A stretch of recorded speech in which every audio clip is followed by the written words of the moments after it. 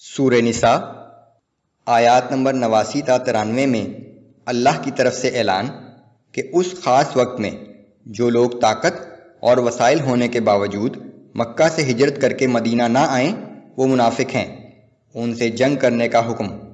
اسی طرح دیگر گروہوں کے بارے میں احکام، قتل خطا کے احکام، اور یہ اعلان کہ کسی مسلمان کو عمدن قتل کرنے کی سزا جہنم ہے۔ اعوذ باللہ من الشیطان الرجیم ودوا لو تکفرون کما کفروا فتکونون سواء فلا تتخذوا منهم اولیاء حتی یہاجروا فی سبیل اللہ۔ اور وہ منافق تو یہ چاہتے ہیں کہ جس طرح وہ خود کافر ہو گئے ہیں اسی طرح تم بھی کافر ہو جاؤ تاکہ تم اور وہ سب ایک جیسے ہو جائیں، لہذا تم ان میں سے اس وقت تک کسی کو اپنا دوست نہ بناؤ جب تک کہ وہ اللہ کی راہ میں ہجرت نہ کر لیں۔ فَإِن تَوَلَّوْا فَخُذُوهُمْ وَاقْتُلُوهُمْ حَيْثُ وَجَدتُّمُوهُمْ وَلَا تَتَّخِذُوا مِنْهُمْ وَلِيًّا وَلَا نَصِيرًا۔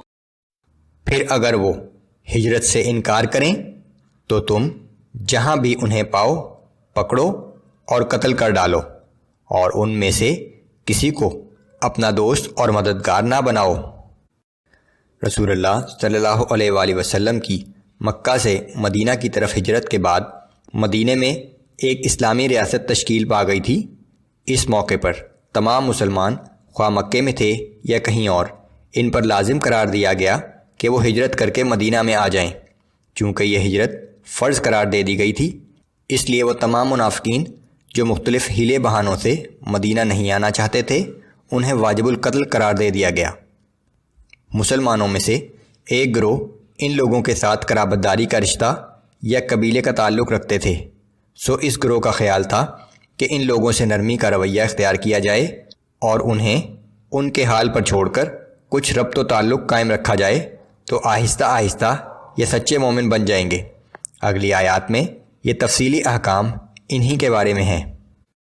إِلَّا الَّذِينَ يَصِلُونَ إِلَىٰ قَوْمٍ بَيْنَكُمْ وَبَيْنَهُمْ مِيثَاقٌ أَوْ جَاءُوكُمْ حَصِرَتْ صُدُورُهُمْ أَن يُقَاتِلُوكُمْ أَوْ يُقَاتِلُوا قَوْمَهُمْ۔ مگر ہاں وہ منافق لوگ اس حکم سے مستثنی ہیں جو کسی ایسی قوم سے جا ملیں جس قوم سے تمہارا باہمی معاہدہ امن ہو، یا وہ لوگ لڑائی سے دل برداشتہ ہو کر تمہارے پاس اس حال میں آ جائیں کہ نہ وہ تم سے لڑنا چاہتے ہیں نہ اپنی قوم سے۔ وَلَوْ شَاءَ اللَّهُ لَسَلَّطَهُمْ عَلَيْكُمْ فَلَقَاتَلُوكُمْ فَإِنِ اعْتَزَلُوكُمْ فَلَمْ يُقَاتِلُوكُمْ وَأَلْقَوْا إِلَيْكُمُ السَّلَمَ فَمَا جَعَلَ اللَّهُ لَكُمْ عَلَيْهِمْ سَبِيلًا۔ اور اگر اللہ چاہتا تو یقیناً انہیں تم پر مسلط کر دیتا اور وہ تم سے ضرور لڑتے، پس اگر وہ تم سے کنارہ کش ہو جائیں اور لڑنے سے باز رہیں اور تمہاری طرف صلح و آشتی کا ہاتھ بڑھائیں تو اللہ تمہیں بھی ان کے خلاف کسی اقدام کی اجازت نہیں دیتا۔ سَتَجِدُونَ آخَرِينَ يُرِيدُونَ أَن يَأْمَنُوكُمْ وَيَأْمَنُوا قَوْمَهُمْ۔ ان کے علاوہ تم کچھ ایسے لوگ بھی پاؤ گے جو چاہتے ہیں کہ تم سے بھی بے خوف ہو کر امن میں رہیں اور اپنی قوم سے بھی امن میں رہیں۔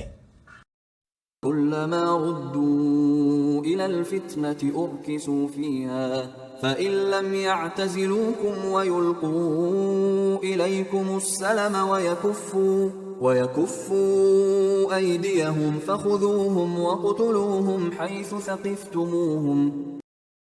مگر ان کا کردار یہ ہے کہ جب کبھی انہیں موقع ملتا ہے تو مشرکین کے ساتھ مل کر مسلمانوں کو نقصان پہنچانے سے دریغ نہیں کرتے۔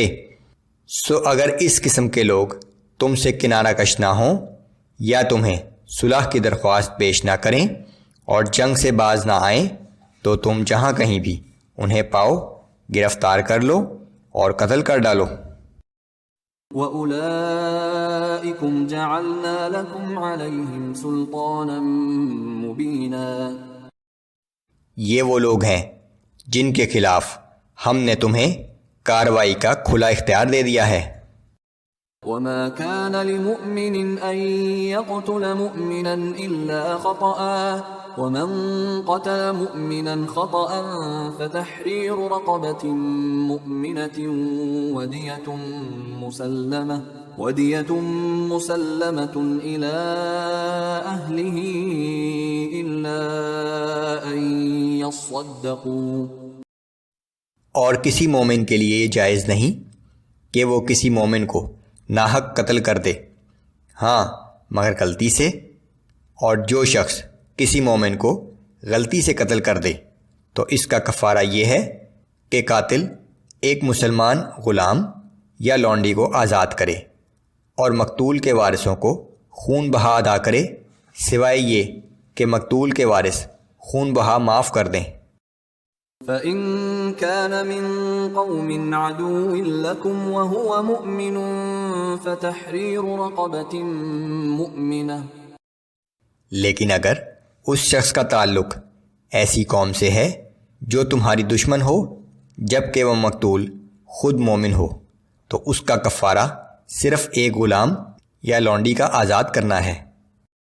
وَإِن كَانَ مِن قَوْمٍ بَيْنَكُمْ وَبَيْنَهُم مِّيثَاقٌ فَدِيَةٌ مُسَلَّمَةٌ إِلَىٰ أَهْلِهِ وَتَحْرِيرُ رَقَبَةٍ مُؤْمِنَةٍ، اور اگر وہ مقتول کسی ایسی غیر مسلم قوم کا فرد تھا جس سے تمہارا صلح کا معاہدہ ہے، تو اس کا کفارہ مقتول کے وارثوں کو خون بہا ادا کرنا اور ایک مسلمان غلام یا لونڈی کا آزاد کرنا ہے۔ فَمَن لَّمْ يَجِدْ فَصِيَامُ شَهْرَيْنِ مُتَتَابِعَيْنِ تَوْبَةً مِّنَ اللَّهِ وَكَانَ اللَّهُ عَلِيمًا حَكِيمًا۔ پھر جس شخص میں غلام یا لونڈی آزاد کرنے کی استطاعت نہ ہو تو وہ 2 مہینے کے لگاتار روزے رکھے۔ یہ اس گناہ پر اللہ سے توبہ کرنے کا طریقہ ہے، وہ اللہ جو سب کچھ جاننے والا اور بڑی حکمت والا ہے۔ یہ قتل خطا کے احکام ہیں، جبکہ قتل عمد کے احکام سورہ بقرہ آیت نمبر 178 میں بیان ہو چکے ہیں۔ وَمَن يَقْتُلْ مُؤْمِنًا مُتَعَمِّدًا فَجَزَاؤُهُ جَهَنَّمُ خَالِدًا فِيهَا وَغَضِبَ اللَّهُ عَلَيْهِ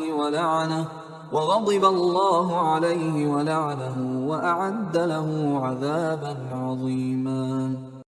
اور جو شخص کسی مسلمان کو قصداً قتل کر دے تو اس کی سزا جہنم ہے جس میں وہ ہمیشہ رہے گا، اور اس پر اللہ کا غضب اور اس کی لعنت ہے، اور اللہ نے اس کے لیے سخت عذاب تیار کر رکھا ہے۔ یہ قتل عمد کے لیے آخرت کی سزا ہے، سوائے یہ کہ وہ توبہ کرے اور اللہ اس کی توبہ قبول بھی کر لے، جبکہ دنیا کی سزا سورہ بقرہ آیت نمبر 178 میں بیان ہو چکی ہے۔